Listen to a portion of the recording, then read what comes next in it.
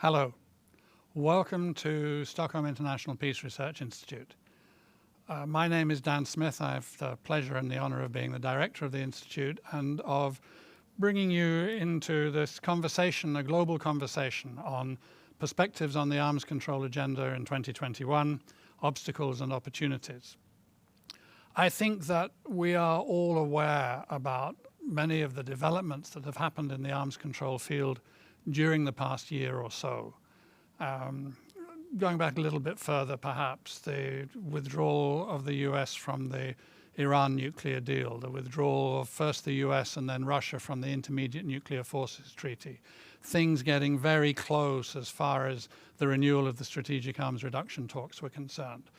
And what we're looking for, I think, all of us, is, well, what we see obstacles, but what now are the opportunities for making progress on the nuclear arms control agenda, but also there are other arms control agendas as well, on biological and chemical weapons, on cyberspace, on artificial intelligence, other new technologies, on the arms trade.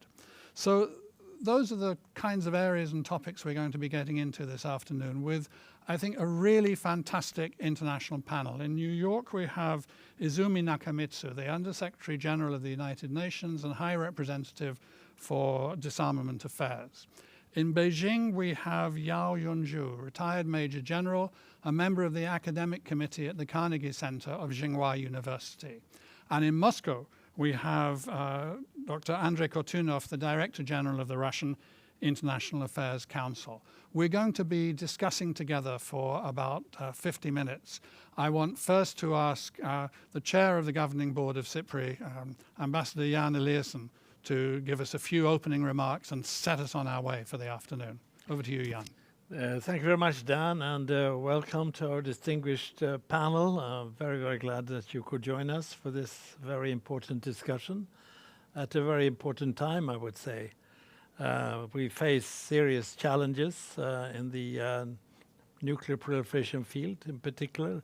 We all follow the talks going on around the Iran nuclear deal. I hope we will come to a conclusion of those talks and that we will see mutual compliance and, of course, the US back within the fold. This issue in itself is, of course, related very much to the whole non-proliferation regime and the very important meeting that is going to take place in August, the Review Conference. And prospects are not looking very good. It's rather dim, in fact. And I think the membership will look for more commitments, more actions in the spirit of and along the Article 6 of the NPT. But as Dan says, I think we need also to focus on the new environment in which we live. With the enormously fast technological development, we need to bring in artificial intelligence. We need to discuss issues like human control of these very important weapons and very dangerous weapons. We need to think about safety in those connections and the risk of mistakes and misunderstandings. We've seen that in the past, and especially dangerous it is when you have a lack of trust among the major actors. And I think I can say, unfortunately, that that is the case today. So we have a very quick technological development. We have old ghosts still around, the chemical weapons in particular, but there are other horrible weapons that can be used. And we have groups that are beyond control. So the landscape is a pretty complicated one, which requires, in my view, much more of cooperation. And we live at a time which, to me, is a bit of a surprise. I've had my life in diplomacy in the UN and in Sweden. I never thought I would have to defend international cooperation. And that is what we have had to do, unfortunately, in the last 4 or 5 years. With the new administration in the United States, I think we have a new hope, a new spirit of cooperation. And I think what we saw in the with the extension of the New START, that this must go beyond the numbers and beyond quantity and into other complicated issues, the borderline between conventional and nuclear confrontation, for instance. So we have the plate full, and I will be listening very, very carefully to this discussion with this enormously eminent and distinguished panel. So welcome to Stockholm, if I may say so, and to SIPRI, and let's continue the discussion with you under your guidance, Dan. Yeah, thank you so much, Jan. And Jan, you mentioned the Non-Proliferation Treaty, the Non-Proliferation Treaty Review Conference, which should have taken place last year, 2020, the 50th anniversary of the treaty coming into force, was deferred because of pandemic until January this year, and then re-deferred until August. And you made mention as well of Article 6, which is the disarmament commitment in the treaty that is taken, I think, particularly seriously by the non-nuclear weapon states who are parties to the treaty. So, Izumi, let me jump straight in with you and ask you what prospects you see for the NPT Review Conference later this year. Dan and of course Jan, it's so nice to be with you in SIPRI in Stockholm. Good morning from New York. Now, thank you for the question. Dan, I really like the way you put it. There are opportunities as well. So let me actually look at NPT Review Conference from that perspectives. Now, of course, in terms of the timing, etc., and of course the substance, the president-designate continues to consult with states parties, and the decision will be taken in May. On the tentative August date. So we will see. But whenever it will be held, I think, we all agree that states should aim for a balanced outcome across all three pillars. But as you say, disarmament pillar remains the priority for many, many countries. And that includes especially the implementation of commitments from prior review conferences. Now, for the next one, for the forthcoming one, let me just put to you potentially 5 important outcomes from the next forthcoming review conferences. And I've said this many times, so I might sound as a broken record. But first of all, we would like to see a high-level recommitment or reaffirmation of commitment to the treaty. And all the obligations undertaken as a party to it. It's very, very important. And the second is a commitment or recommitment to the norm against the use of nuclear weapons. And I emphasize this many times because the recent growth in the rhetoric about the utility of nuclear weapons is really dangerous and destabilizing. I'm quite concerned about that. So we would like to see a return to the logic of the famous President Reagan and General Secretary Gorbachev: a nuclear war cannot be won and must not be fought. Of course, you don't have to say it exactly like that, but some sort of a strong reaffirmation to the norm of non-use. The third, the development of a package of risk reduction measures that can help really take the world away from the prospect of nuclear weapon use and take steps towards nuclear disarmament. We don't want to stop at the risk reduction, but it has to be a first step towards the actual reduction of the risk itself, and then therefore the nuclear weapons themselves. And the fourth, we hope that states will recognize that challenges to non-proliferation are not static, and therefore the regime itself cannot be static either. States parties really needs to endorse the comprehensive safeguards agreement and the additional protocol, I hope, as the safeguards standards. And then, of course, there are a whole lot of new developments around all these issues. Now, fifth and final, I think Jan also touched on it a little bit, but the current environment really requires a new vision for disarmament, non-proliferation, and arms control, not least because of rapid developments of science and technology.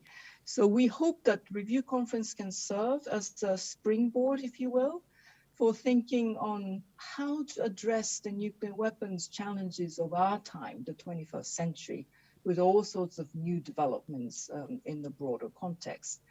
Now, I would like to end, obviously, by stressing that nuclear weapon states have a responsibility to lead in all of those discussions, and that qualitative modernization programs and also expansive nuclear doctrines and some recent developments in terms of reductions in transparency, all of these only increases in, and undermine prospects for success. So, we are really cautioning against the current trends and emphasize the responsibility, special responsibility that nuclear weapon states have.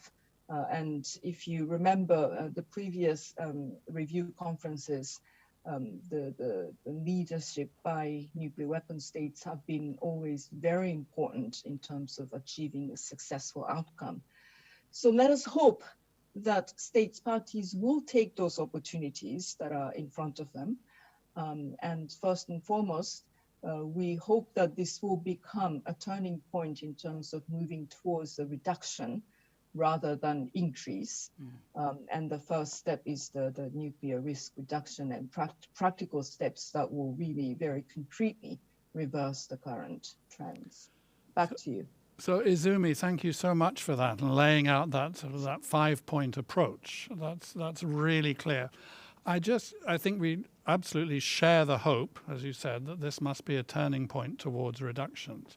I just wanted to push a little, if I may do, on your third point on risk reduction, because I think that the language of risk reduction has come to be increasingly accepted as being a possible way through some of the dilemmas and blockages that we have seen in the last several years. But what, for you, does it or could it mean in practice? We say risk reduction, but that's an abstract concept. What would it mean in more concrete terms? Well, I think there should be, resumption of a more systematic communication dialogues between nuclear weapon states. There should be some practical measures for confidence building. Communication, of course, is a confidence building measures. And, risk reduction also should entail a good transparency measures, as I have mentioned. All of these things, if you actually put together a package, that's why I emphasize a package of measures.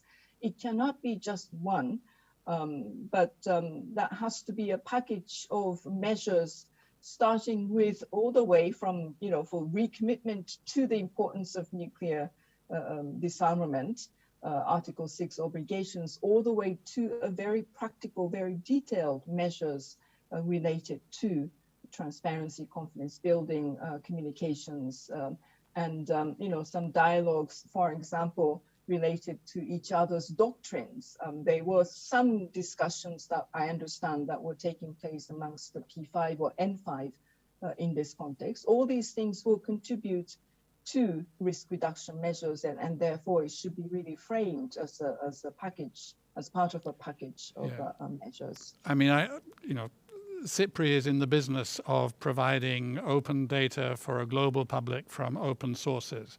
And I think we couldn't agree more on the importance of transparency and communication as the basis for building confidence and reducing trust.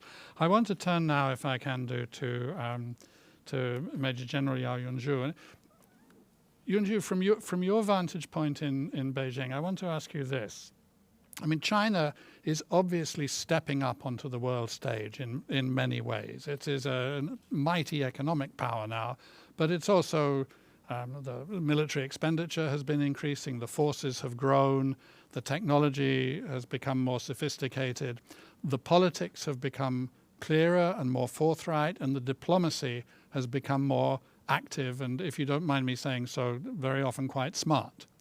Now, in that context, do you think China is going to be, as it has been, a sort of a spectator of US and Russian bilateral arms control, saying, okay, you guys are the big guys, you have 6,000 weapons each, we have a few hundred, you get on with it? Or do you think Chinese policy will become more active in the in perspective of arms control as well?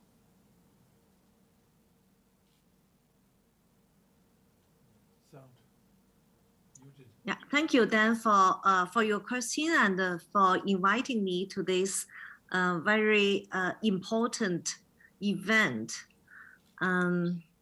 I agree that China is stepping up on the world stage in many ways, and its policy and practices on arms control and disarmament, I think, can be also counted as one of its steps up to the world stage. Actually, China has signed into almost all the multilateral treaties, conventions, agreements, and initiatives. The NPT, the CTBT, the CWC, the BWC, the CCW. That's a lot of acronyms. And the Global Initiative to Combat Nuclear Terrorism, and many others. And in the aftermath of US withdrawal from the ATT, the Arms Trade Treaty, China joined it last year. And China also works hard to facilitate the solution of the North Korea and Iran nuclear issues. And China, together with Russia, has proposed a draft treaty on the prevention and placement of weapons in outer space. And with other Shanghai Cooperation Organization member states, China submitted to the United Nations a draft international code of conduct on information security. So China is engaging proactively in arms control and disarmament affairs. And why is China doing so? There is a very simple rationale. What is good for most nations and for the world as a whole must be good for China. And to your second part of your question, that will China be a spectator to watch or just to look at the United States and Russia to continue their disarmament process? My question is yes and no. Yes, because China has a reason not to rush into the negotiations, bilateral negotiations, because there are obvious reasons. First is the huge gap between China and the United States and Russia. According to the yearbook that your institute published every year, both United States and Russia possess maybe 18 or 20 times numbers of nuclear warheads. And it is not fair to impose a quantity-based disarmament negotiation on China. And China actually feels underqualified. And should it increase its inventory first to the American or Russian levels to qualify itself, or should the United States and Russia reduce to the Chinese level? And I think the answer is obvious. And in addition, China's participation is really difficult, almost unfeasible. The categorization of weapon systems and the counting rules of the weapons and the verification regimes cannot be readily applied to China's nuclear arsenal. If we look at the numbers listed in the SIPRI yearbook, according to the characterization of the Russia-US nuclear negotiation, China has 0 nuclear weapons. So I'm very happy that the New START has been extended to another 5 years. And I wish to see further progress in this most important nuclear disarmament process. Having said that, I would also like to say that I don't think China should just wait idly for the arsenals, for the superpowers, super nuclear powers arsenals to get down. China has actually provided what I would say as the three assurances. The first is to assure the non-nuclear weapon states that they will not that it will not use nuclear weapons against them in any circumstances. And second, to assure other nuclear weapon states that China is not going to use nuclear weapons for a first strike. And also third, to assure the two nuclear superpowers that it will not seek a superiority or a parity nuclear posture with them while they are getting down. So I think China has provided quite a lot of assurance, and it's time for other nuclear weapon states to join it. I will stop here. Thank you. Thank you so much, Junju. I think that was a very, very comprehensive answer. It's a challenge which is often put to China, and I think that you have answered it very interestingly. Just one thing to say, which is that, of course, in the SIPRI yearbook, one of the things that we see is that China does not have its nuclear warheads operationally deployed. They're not on bombers or missile warheads. They're kept separate.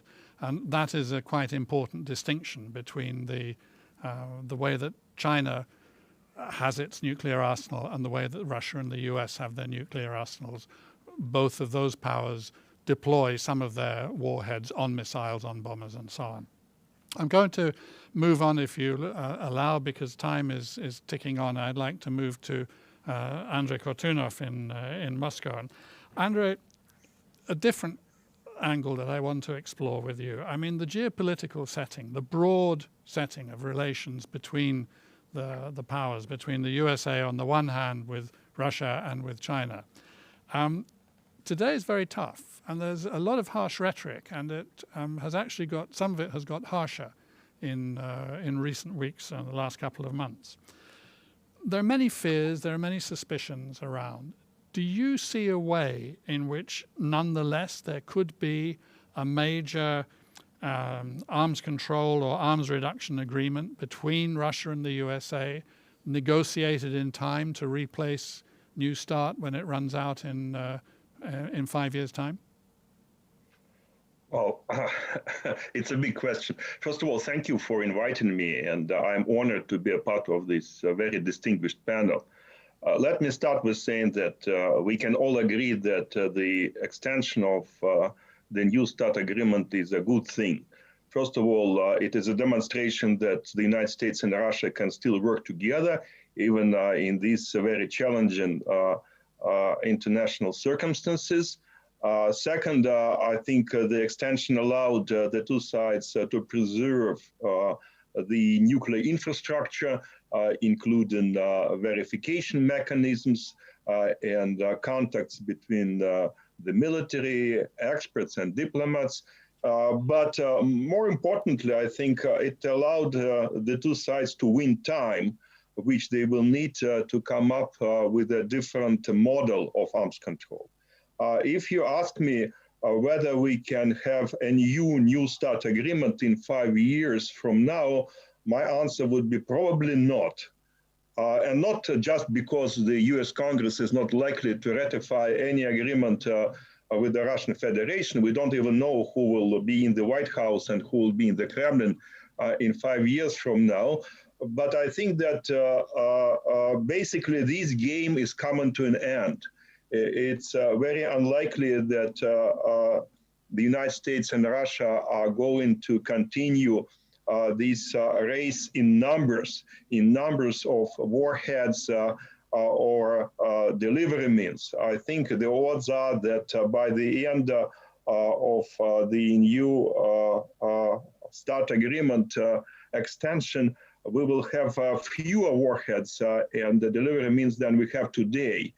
For example, in the United States, they are talking about eliminating ICBMs as a class. In Russia, probably they're not as bold as Americans, but I think that they are also considering some major reductions of the numbers of warheads and delivery means. So the arms race will be more about new technologies, about space, about cyber, about artificial intelligence, about prompt strike, about autonomous lethal systems. There are many dimensions. And basically, to the best of my knowledge, no one really knows how to handle these new dimensions. So we do have 5 years. It's not really a lot of time. But if we work hard, and hopefully after the recent statement by Joe Biden, we might see a meeting between our two presidents before too long, definitely they would focus on strategic stability. They should reinvent arms control, or maybe they should come with something to replace the traditional arms control. It would be great to engage other nuclear powers, which are not really impressed with the extension of the New START agreement because the gap is still there, as we have just heard, and it will continue to be there for the next 5 years for sure. But I would agree with what has been said on this panel about the importance of confidence building measures. I think that the nuclear disarmament is, of course, very important, but peace is even more important than disarmament. And in order to provide peace, we have to do something about strategic stability. And in order to do something about strategic stability, we have to focus on confidence building measures, including information exchange, including contacts between the military, including de-alerting, including issues of doctrines development. So I think that if we really want to engage third nuclear powers, China and others, our message to them should be not that we would like to set some rigid limitations on the numbers that you have, but we would like you to share more information about what you are doing and what you are planning to do. We would like to share our strategic culture with you and to come up to some kind of multilateral arms management. If we do that, next steps towards nuclear disarmament will be much easier than they look today. And definitely in the end of the day, we have to do something in order to make nuclear weapons redundant, irrelevant, something that cannot give you any additional influence in the world. Because if we cannot disincentivize countries that might be considering nuclear weapons as an option, it would be very difficult to stop proliferation. Thank you. Andre, I think that's a really broad-ranging, interesting response, fascinating. And I think that the idea of, as you put it, a different model of arms control, reinventing arms control, it's extremely attractive. Now, I don't want to press you for more detail because you already gave some considerable about what you mean in terms of process and what you mean in terms of substance. And I'm going to come to Izumi and Yunju and actually ask them to comment directly upon what you just said.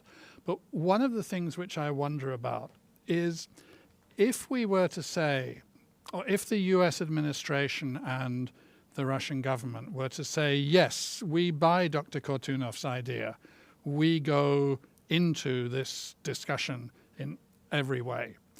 Should they also have a kind of a plan B, another approach in their back pocket, just to make sure that if you don't get the big breakthrough in terms of ideas and processes and outputs within 5 years, you can still in a more modest way, a re-extension of new... I mean, in other words, should there be a two-track approach, in a sense?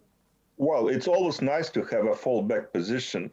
But if we were thinking about a new start, I would still be more ambitious. And in my opinion, we should go lower. Probably we should go down to at least 1,000 from 1,500. I would also suggest that probably we should eliminate this current division between tactical systems, intermediate range missiles, and strategic missiles. Maybe if we are thinking about a new agreement, bilateral agreement between Russia and the United States, we should consider a package, a kind of cocktail of nuclear systems, let's say 1,000 warheads altogether, and each side would be in a position to choose what part of these 1,000 it should allocate to tactical nuclear systems, to middle range, and to strategic systems. I think this is something which might make our lives a little bit easier, because what might look as a tactical system for one side looks as a strategic system for the other side. Yes, and that has been a real bugbear in the last few years. Izumi, what do you think? What's your comment on all of this? Yes. Fascinating, really fascinating. Well, just a couple of things. I mean, the New START extension, we always said that this was a really positive thing, but it's particularly positive because we want these 5 years to develop a new vision and new agreements needed to really rapidly reduce the nuclear risks that we have at the moment. But I think, one thing that we need to bear in mind, and, with all these very interesting ideas that Andrei just put to us, I think future arms control agreements will need to also address moving beyond, of course, US-Russia to include, other nuclear armed states, addressing all types of nuclear weapons, and also hopefully delivery vehicles. That's really key in my view, and it's a really difficult part of it, as we all agree. And also, as Andrei put it, especially also non-strategic range missiles as well. There is, of course, very difficult and yet critical discussions on how to enable verification. That's really important for confidence building as well, the confidence of these agreements, and addressing emerging risks, especially at the intersection of technological developments and nuclear weapons. Now, we have a tendency of discussing nuclear disarmament and science and technology issues very separately. But in fact, I think the key moving forward will be to look at the intersection of these two. And related to it, again, very critical, will be a potential new domains of conflict, including, of course, outer space, but also cyberspace as well. And there have been separate discussions that have been taking place again. So it's really an intersectional, of those issues. With nuclear weapons, I think will be critical in the new vision exercise, if I could put it this way. Now, I would like to also say that, yes, of course, arms control, very important. That will be a beginning of it. But I think we need to make sure that, as I said already, we need to make sure that arms control will be a first step towards arms reduction. Disarmament. My, office's name is a disarmament. It's not arms control. We acknowledge, recognize the importance of arms control, but we can't stop there. We always need to have disarmament as our objectives, and we hope that the 5 years will be utilized to have discussions on all of these issues. To me, the NPT Review Conference, whenever it will be held, hopefully will be the first step towards that sort of discussions. I'll stop here. Thank you, Izumi. Yunju, I want to ask you the same thing. What is your response, both to what Andre suggested and also to Izumi's own comments? I'm quite encouraged by the remarks from both Andrew and Izumi, especially Andrew's remarks that both United States and Russia should go down further and reduce their arsenals, maybe to 1,000.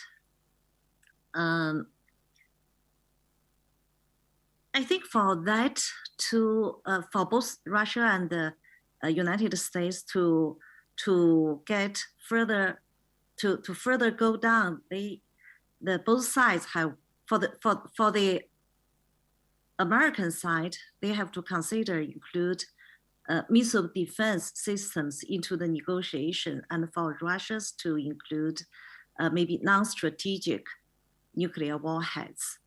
But that up to now seems to me difficult. And I would like very much to echo Itsumi's idea that we should not only concentrate on numbers, but go beyond these numbers to cover other issues, such as how to understand and manage the risks of emerging technology when they are applied to nuclear weapon systems. For example, how to understand the implication of cyber operations against command and control and communications systems in nuclear systems, and how to evaluate the risks of AI-enabled nuclear decision-making process, and how to perceive the risks of nuclear-armed hypersonic weapons, and how we can better manage the risks. And I think for China, it will be quite comfortable to deal with all kinds of nuclear arms control issues in the P5 framework. And China is also open to have bilateral dialogues with any of the nuclear weapon states on strategic related issues. Okay, thank you very much. I want to now move into a second round. We've been focusing on the nuclear questions with some, obvious spillover onto non-nuclear weapons. But I want to look now, I want you to put nuclear weapons to one side, in a way, in your heads, and think about this range of other issues. And we've been mentioning them: cyberspace, outer space, biological weapons, the chemical weapons, the Arms Trade Treaty, the dissemination of small arms, and so on. Artificial intelligence, lethal autonomous weapon systems, and so forth. So it's the same question to each of you. What do you think are the priority issues in that broader agenda? And remember, we've just been setting a pretty demanding, pretty complex agenda for a new model of nuclear arms control. Okay, we've got that under control. Now we want to look at more parts of the arms control agendas. What do you think are the priority areas, Izumi? Yes, there are many priorities. It's difficult for me to actually, identify just a few. But without getting into too much details, but there are some interesting discussions that are starting on outer space issues that focuses on what will be responsible conduct in outer space. Hopefully that will feed into traditional discussions on legally binding instruments, that will prevent arms race in outer space. So that's also, for our office, it's a priority work. And cyber and AI, laws, lethal autonomous weapon systems. I mean, what we have been doing.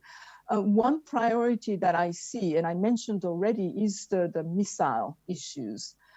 Missile, we now have a lot of really rapidly developing missile technologies, but also missiles, we don't have any global standards, global norms.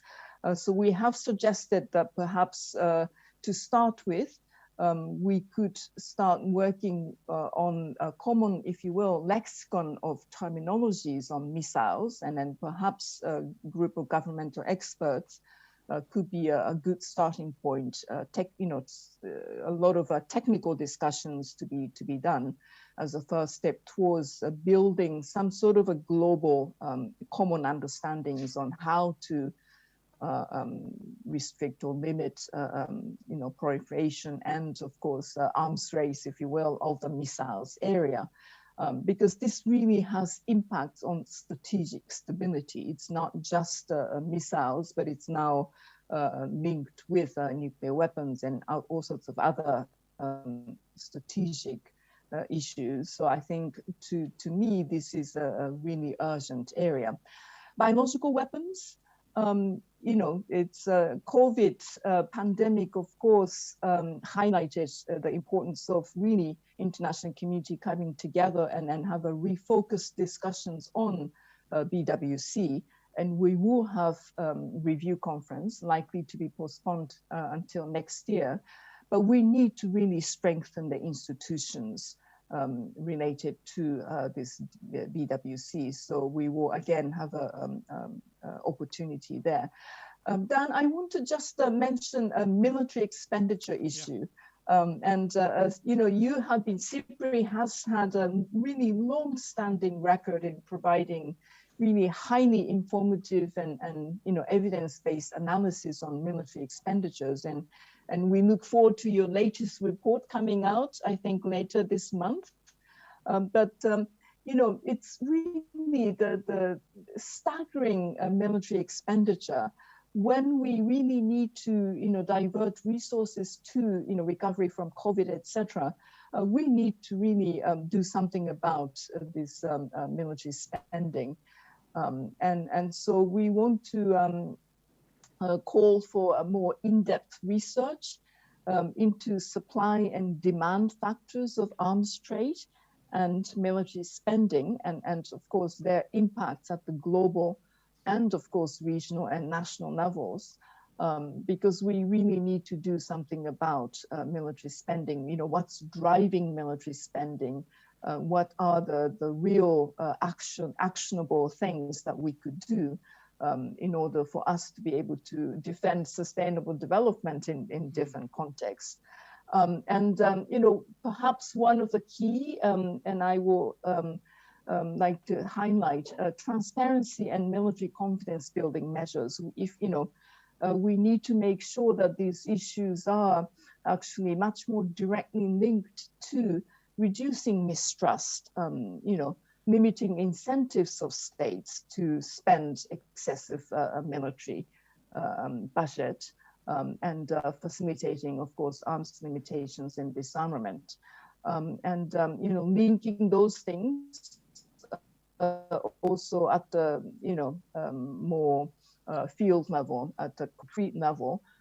We need to make sure that small arms perspectives are really fully integrated into our peace building efforts at the country level.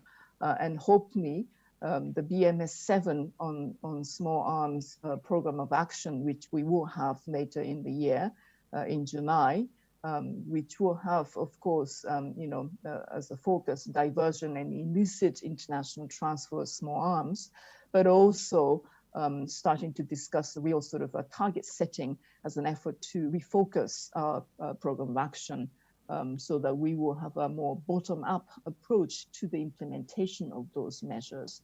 So a whole plate of issues. As I said, it's very difficult for me to just identify a few.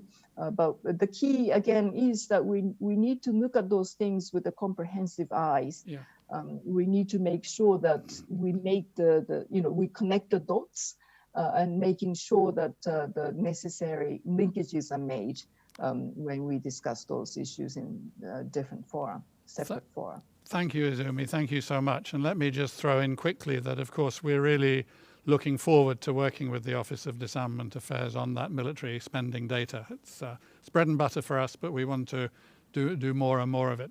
I'm sorry to Yunju and Andre that we are a little bit squeezed for time, so I must ask you to be quite brief in your responses now. Is there one or two priorities that you could pick out, Yunju, that would be, specific one or two highlights on the broader arms control agenda that you think must be focused upon? I agree that the emerging technology and their potential use, potential military use, are something that we should pay attention to, and try to set up a framework or frameworks to deal with the potential or current risks that AI, cyber space, and hypersonic use in military fields. And maybe a second thing is that we should also enhance other arms control treaties, such as Chemical Weapon Convention and Biological Weapons Convention, and also to enhance the ATT. I will stop here. Thank you so much, Yunju. Yes, there is so much to say, but thank you for picking out those highlights, those priorities. Andre, over to you with a similar question. What do you think are one or two, maybe three specific priorities that you could focus our attention on? Let me say that I think we should distinguish between weapons which are used primarily to deter and weapons which are supposed to be used. So I would personally put more emphasis on more quote-unquote practical weapons. For example, let me also refer to chemical weapons.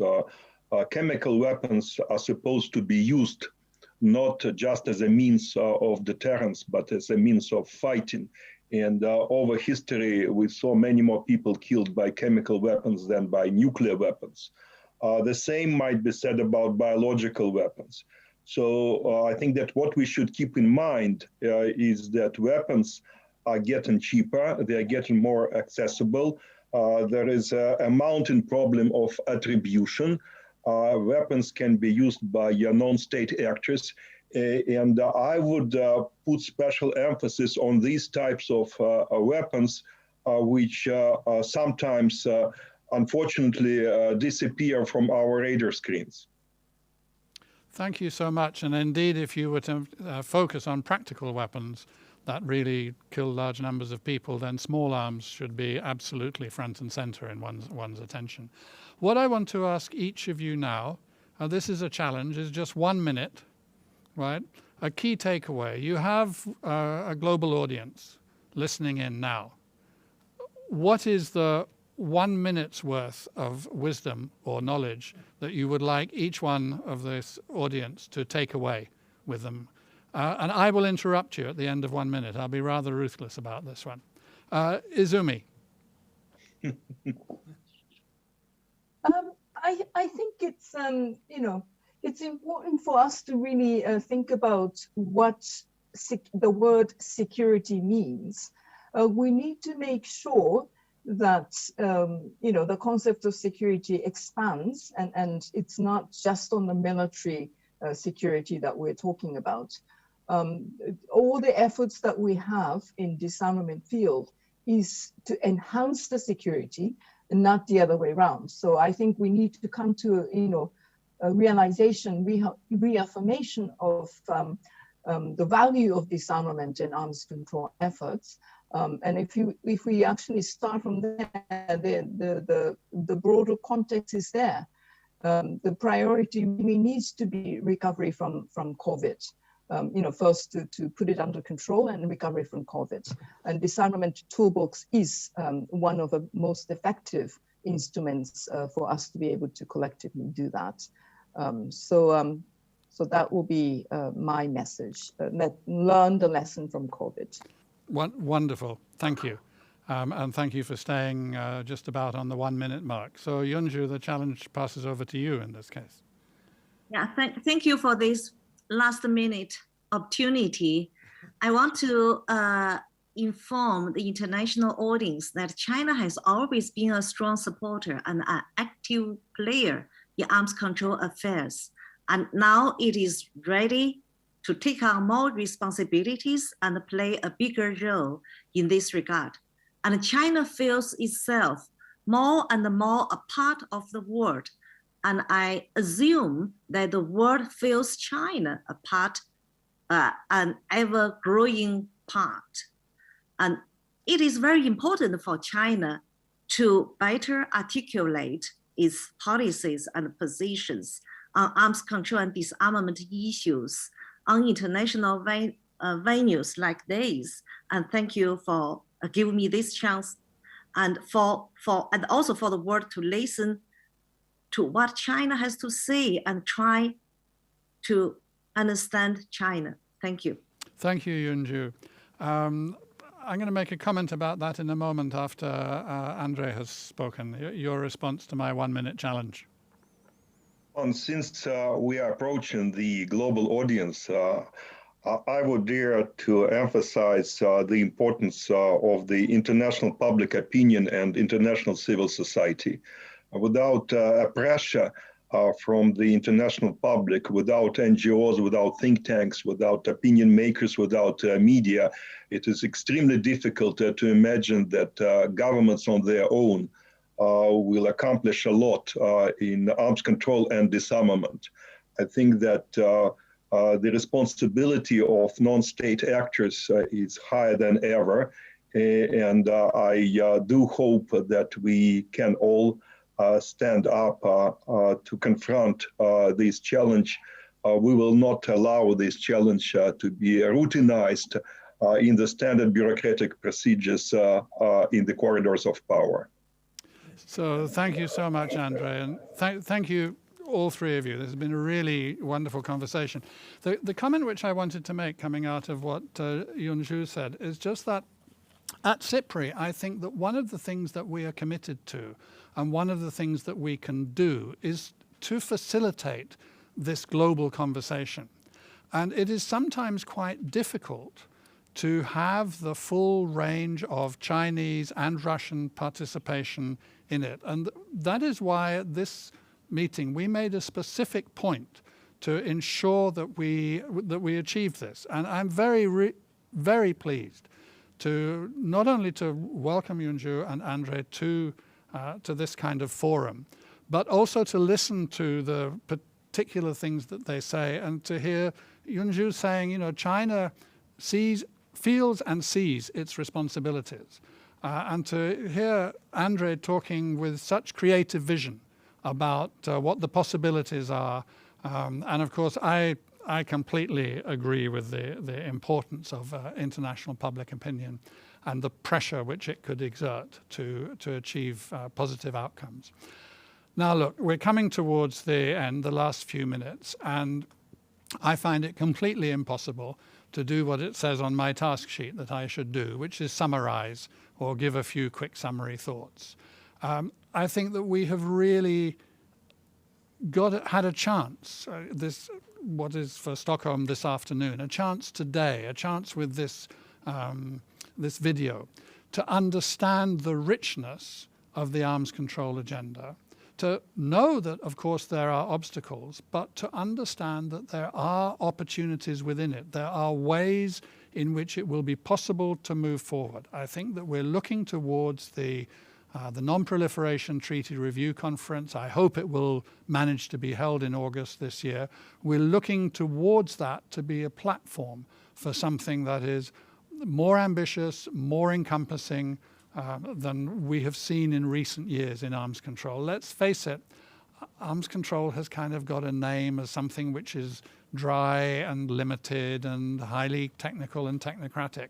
But what it's about is actually controlling and regulating instruments of destruction, instruments of individual destruction, instruments that can destroy a group of people, instruments that can destroy a city, instruments that could destroy even much more. And there is nothing more important than controlling those. And of course, as Izumi pointed out, there is no better way of controlling them than by reducing their numbers. And we have to have that vision clearly in mind.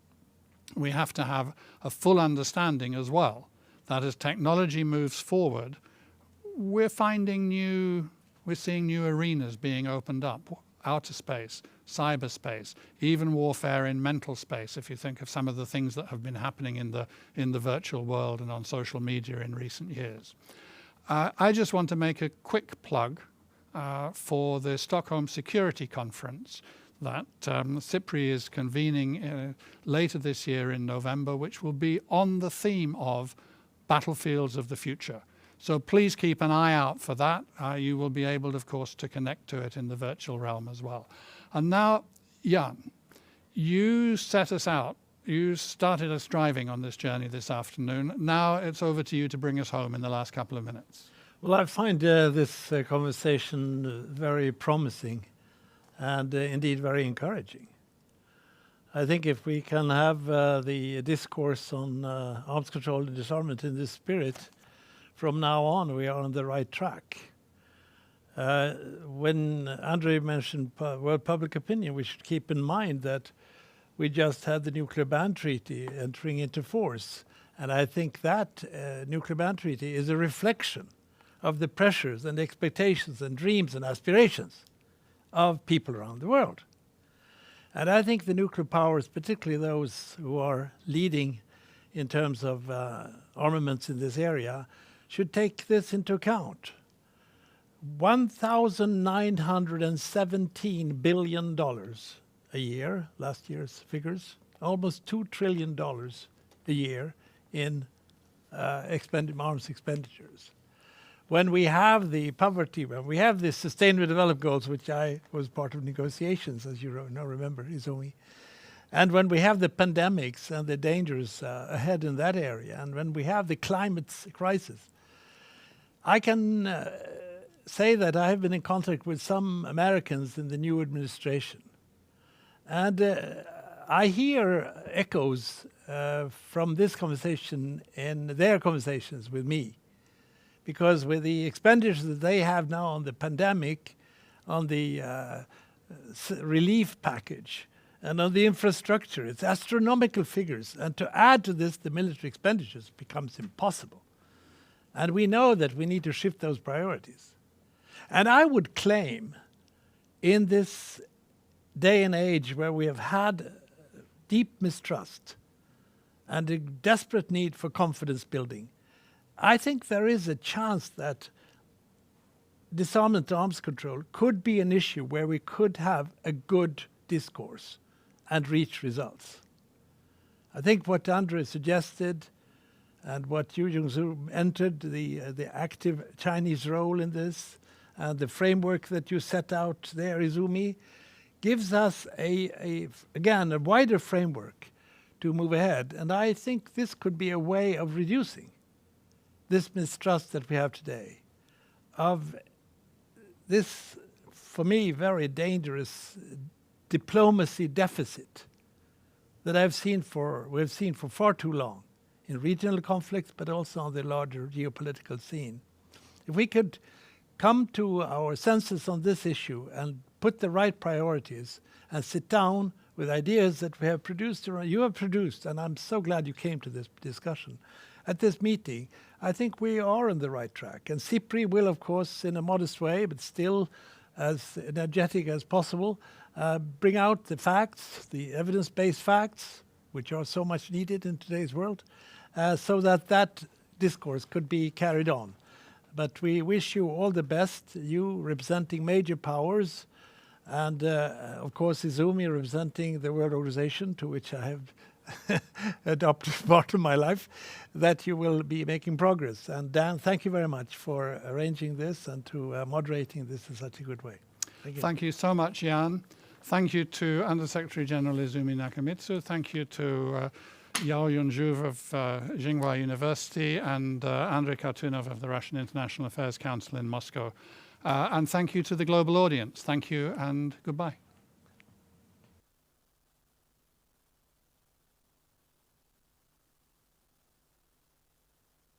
Look at that.